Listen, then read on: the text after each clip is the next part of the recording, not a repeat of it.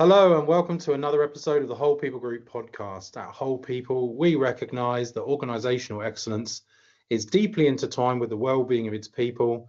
Our mission is to seamlessly integrate well-being with performance because we understand that when individuals thrive, so does the entire organisation. Today, I am blessed to have Katja Stahnke on the podcast, I don't think we have anyone more qualified to talk about what I just spoke about with the Whole People Group. Katja is a biologist, a psychologist who focuses on the physiology of stress. She has a master's from London City in burnout employee engagement. Katja joined us as an associate. She's also our head of whole performance, and she's helping us build out our diagnostic process at the moment about how we really understand what's going on inside organizations and individuals. Katja, I've been really looking forward to talking to you today. Welcome to the podcast. Thank you for having me, Simon, and the really nice introduction. Thank you. I did okay. I got it all in there. That's good because you bring a lot. Katja, I mean, this first question I have is always a challenge for most of our associates, considering how much experience everybody has. But I guess for the listener, if we can get as much of your experience now, when we do Whole People, we do the wins and the losses, the ups and the downs. If you want to tell us a little bit more about where you've been and how you come to be in this moment. Okay, yeah, it's a little bit of a longer story. So, I started on the professional journey. I would start. I came to the UK 20 years ago. I'm from Germany. I came for 3 years. I'm not going back. That's where I'm at the moment. And I studied biology in Germany. I never completed because I had the best surprise of my life by giving birth to my son, who came as a surprise. And when I came to the UK in 2005, I very quickly decided I didn't want to pursue biology anymore. I wanted to study the science of human behavior rather than the marine life that I actually looked at previously. So I started then and studied health psychology in Cambridge, Anglo Ruskin, and was very quickly drawn to the health psychology and to the physiology of stress because it brought together the biology and the psychology both together. And so that is what I looked at mainly. And very quickly I decided that I wanted to work with people one-to-one. That was very, very clear for me from the start. I then found a master's course in 2010. And then I joined City University as in a master's of occupational health psychology, where I again focused on not the physiology. Then I looked at stress and burnout and its relationship to employee engagement, which obviously it's a big part of Whole People already. Besides all of that, my CV is very varied. So I just take it. So working in event management, working in hospitality for more than 3 decades, loved working in hospitality. And yeah, the last project there, I actually ran a beer garden here in Cambridge. I set it up all by myself in a way. I had 8 weeks, which was a brilliant year and which brought me then to a personal low. And I now switched to my personal is I ended up early 2018 with burnout, which was a tricky time. And that was then, the struggle never really ended since last year. Even though I wanted to say there was a lot of struggle, but there were a lot of wins alongside. Because I think in struggle, there's also a great opportunity. And I have to say, the struggle really, really supported me. So it went from burnout to losing my dad to then the pandemic, losing my marriage, and then just redeveloping myself. And Possible is my company, my limited company. So that was created in 2019, and it was all around coaching people to find their positive potential. That's why it's called Possible. And it was all majorly around not even the stress. I actually started on emotional intelligence, found very, very quickly an approach that I wanted to use, but something was missing. And so then I started teaching youngsters, A-level students, psychology A-level students, emotional intelligence with amazing results. but unfortunately schools didn't have the money to support it. And then throughout my marriage breakdown, I then started to focus completely on coaching, because I actually believed for over 10 years that I wasn't able to be a good coach. So, and then I was just dropped in at the deep end, and I started, and now I've been intensely involved in coaching people with neurodivergence. So the whole spectrum, ADHD, autism, combinations, but also autoimmune diseases and chronic health conditions, chronic pain condition, which I suffer myself from. And yeah, it has been an incredible journey, challenging journey, but I have grown immensely, and I can do this job and until the very end, if I have another job as well. I'm not only doing one job, I always do more than one. That's just who I am. Well, you're building out diagnostics for us as well, so there's another one for you. Whenever you speak to me, and whenever I remember when we first spoke, whole people is, there's two circles coming together in the middle, and it's this coming together, right, of what seem to be opposites or whatever that means. And I think if we take something like whole performance, that's well-being and high performance, but whole people was always expertise and experience. And my observation of the culture was we had a lot of expertise and not a great deal of experience. And then we had all the experienced people that weren't sort of called experts, and we just leave them over there, right? We'll just put all the experience over there, and there's been this huge divide. What I hear when you tell me where you've been is you've got this, now through your direct experience of some of the lows, that you've got both, right? You've got that expertise, and the wisdom is that bit in the middle, right, where it integrates into the middle, into the learnings. And I know that only comes through struggle. My next question is, and I ask this to everybody, when you look out on the culture at the moment through your lens, what's the big issue that we are facing at the moment? And we'll say in the corporate world, because I know that's our listeners, but what's the big issue that we're facing at the moment? For me, there's one term only at the moment, because I see it across all my clients.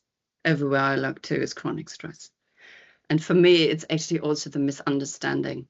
We talk about stress, we talk about well-being, we talk about chronic stress, but what is it really? And I would say 80 to 90% of my clients are stuck in chronic stress. And that is actually what stress is. I think stress is such a popular term, and everybody talks about it.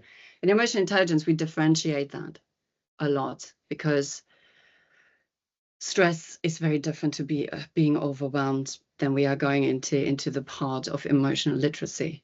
But it's when it comes to chronic stress, in my point of view, and what I see is going on in the research, and the misunderstanding is chronic stress is very different to being stressed. Because when I'm chronically stressed, I'm actually stuck. Yeah. If you imagine in a thermometer, you are just stuck in the reds, and you have actually forgotten how to get out of it. So, and it's very dangerous, and it's very unhealthy, and it's a big struggle. But it's also that when it's around stress and chronic stress, organizations always look for the one way how to solve it.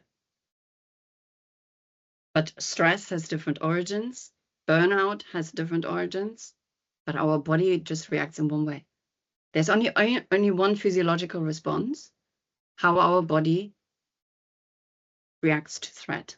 And it can come as stress, it can come as anxiety, but there's just one. And then it can lead to many different kind of outcomes. So it can lead to burnout, it can lead to cancer, it can lead to autoimmune diseases, chronic pain condition. I have experienced it myself. So my chronic pain condition has a very deep root in emotional neglect for decades. And so chronic stress for me is really, we need to individualize chronic stress, because we are all human, but we all are different. And organizations have created systems that don't work. You see it in neurodivergence. They have so much potential. If you would show a little bit, move away from rigidity to flexibility, you have an immense pool of potential in people and what they can do for the organizations. But I always say to my neurodivergent individuals, you are not the problem, the system is. So, and it's also our view on chronic stress and how we need. And in same line as that, I think as a society and as organizations, we have lost to know how we recover. That's a very big important. So where is a safe place for me? Where can because our bodies only heal in safety, in recovery. And if we are never going there because we are stuck, then we get ill. But our body is quite amazing because we can reverse. It takes a long time, but I've seen some of my clients, I work with one particular lady at the moment, long COVID, and what she has accomplished through immense work in all different kinds, somatic work, polyvagal theory, but also coaching and psychology supporting her. She's back at work. She is there. So yeah, that's the one. Well, I think your fingers on the pulse there, because my observation in a few years of working mainly in the legal industry and financial services is the pressure aspect to stress is not spoken about a great deal. And you know, coming from a professional sports environment where we knew there was pressure and we trained for pressure, you spend more time training than playing. You put yourself under more pressure in a safe training environment than you would in a game, because you're training your nervous system to handle pressure. And then if we take the corporate world, where the only training that they do is not hard, so the training is not training stress, and it's not the good training of how to handle stress in the moment. But also the analogy that I use is like being an All Black, you know, but you play 6 times a week. You don't rest, you don't recover, you overconsume alcohol, diet's not really a thing, sleep, diet, nutrition, relationships get strained, and the whole thing, there is no rest, no recovery. No. And there's actually not a great deal of focus on, because good nutrition is recovery, because you recover the digestive system. Good sleep is determined by good nutrition, and there's just none of that. And there's more pressure than in sport, because if you make a mistake in a big law case, it can cost millions of pounds or your job or whatever. And it's, so I think that, you know, I really hear you on that. And I think I mean, I think you know, people don't like me saying this too much, but I think it's going to get worse before it gets better. That's my absolutely. And I would like to add actually one part to the sleep and the diet, which I've just been constantly, and I have done my own research around it, and it's around hydration and how much proper hydration can actually change pain levels. For me, doing my own research, I hadn't had the GP on my side. I did my own research, but I'm a biologist. I still tutor human biology, GCSE and A level, because I love working with young people. It's just hydration is very, very much underestimated. And what the government is doing, drink 8 glasses of water, it couldn't be more wrong. And you can make huge differences just by doing that. So I think that leads us on nicely into the next question, which is, I think you've touched on quite a few things, but how does your work approach this issue? How does what you do with your coaching and all the other things that you do, how do you approach the issue? Our approach to the issue is that every single client is a new case, is a new slate, is a blank slate. I don't have a program. I have, though, a coaching model that I follow. It's in a way a circle. Actually, I developed it just in the last 6 months, but it just showed there is a pattern to all of this. I try to see, and most importantly, listen to my clients, see them as a whole person. So I need to get that picture first. And then for me, and that is something I have loved all my life, is actually sharing knowledge. So because of my very diverse background, I go into the biology, I go into the diet, the sleep, the hydration. I know what pain is. I know what struggle is. I think bringing yourself in creates a very different kind of report from my clients. As soon as they hear I have a chronic pain condition, I had one recently, and the change in, even virtually, you can see a complete change. Yeah. And then where I always start in my coaching practice is actually I start with sharing knowledge, because sharing knowledge, there's so much knowledge out there. I would like, if you see my stack of books that I want to read, I love sharing knowledge because there's too much out there, and we have Yeah, the priorities are, for many of my clients, are not right at that. So I share knowledge, and create awareness by applying the knowledge to their own life, and just becoming curious, and especially becoming curious internally. We are never being taught how to become internally curious. Everything is external. So for me, it's a lot about internal regulation. And it's thought, it's emotions, it's stress, it's physiological. But get curious about yourself and who you are. So that is the awareness. And once we have more awareness, we can then bring in some actions. So we can then bring small changes. For me, it's everything about small steps. There's this very great visual by Liz and Molly. They are making amazing infographics. So I always use their steps. It's tiny, tiny changes, and then we can build on it, because habits need 60 to 90 days to change. Yeah, to change the neural pathways, it takes that time. So we need to give that time to make the changes then stick. And then comes the most important part, and that's the part that I always say is actually being left out. And that is actually, once we have established a change, it's reflection. It's actually seeing not only where I want to go. Yeah, when coaching psychology was created, it was all about the goals. For me, it's not about the goals, because goals might actually change on the way. But it's on the steps. Turn around and look back. How far have you come? And then suddenly, and that if you don't reflect, habits, in my opinion, are very hard to stick to. If you don't see what actually you have accomplished. And it's tiny wins. For me, it's the tiny wins. And then you can see major shifts happening in people's life, in pain, in stress, in behavior, in self-advocacy. That's a very big one. It's actually standing up for themselves. Yeah. Especially in the workplace. Okay, so my final question is, around 10 years ago, I got quite sick. I was in early recovery, and it's a very long story, but I actually died on a bed in Australia, and I left my body, and it was more than a near-death experience. It felt like I actually died. There's a few things that happened. One was, as I was about to die and I knew I was going, I wasn't a particularly pleasant experience because of two reasons. One was my relationships weren't in the place I wanted them to be in England at home, and I knew that wasn't a feeling that I ever wanted to. It wasn't a good feeling to die like that. The next thing was that I wanted to say something, and I kept grabbing my phone, and all I could do was regurgitate quotes, and I had nothing that was mine that I believed in at that time that I could say.